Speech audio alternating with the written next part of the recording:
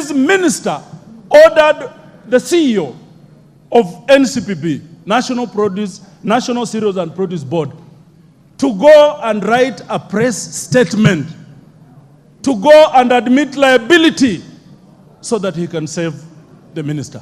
Honorable Speaker, that is wrong.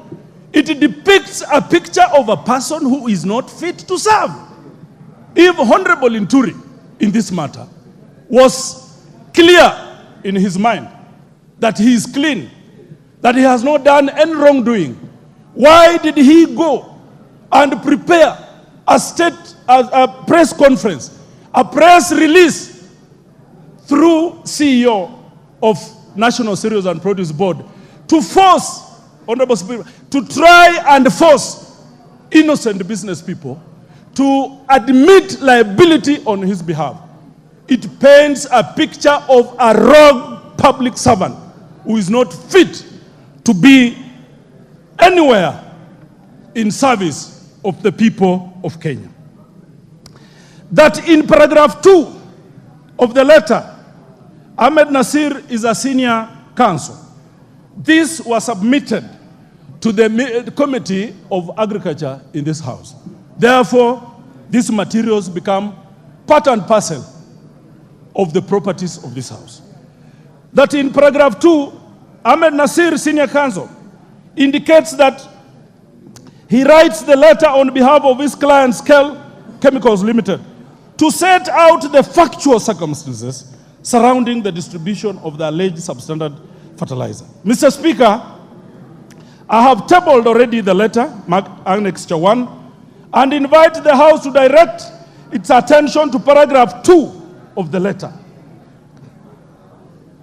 Honorable Speaker, and I read, further to the foregoing, we feel inclined to suggest that as you assess individual responsibility,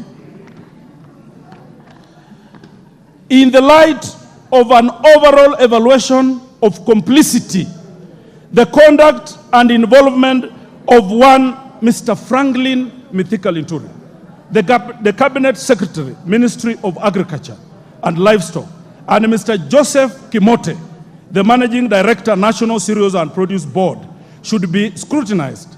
Our clients informed us of the attempts by the two public officers to distort the correct account of what transpired and to present a counter-narrative whose end was to incriminate our client through intimidation and threats, and to absolve other parties that had been adversely mentioned in the scandal.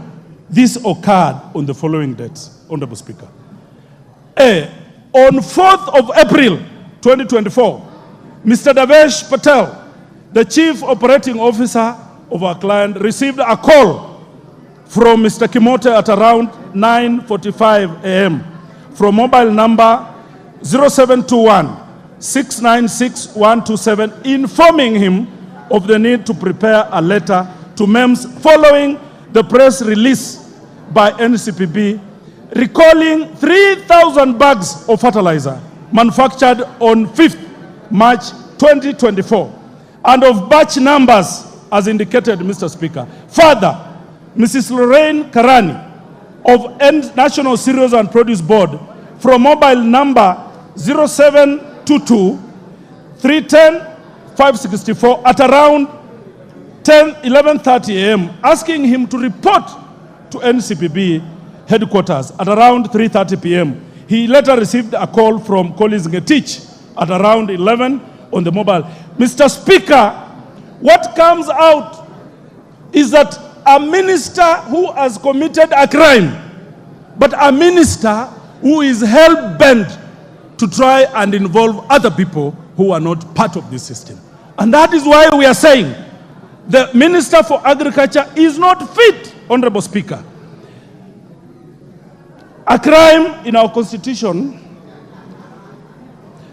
I will move on, Honorable Speaker, that in paragraph 3 of the letter, Mr. Ahmed Nasir suggests that the Director of Criminal Investigations assesses individual responsibility in light of an overall evaluation of complicity, the conduct and involvement of Franklin Mithika Linturi, the Cabinet Secretary, Minister of Agriculture, Livestock, and Joseph Kimoti,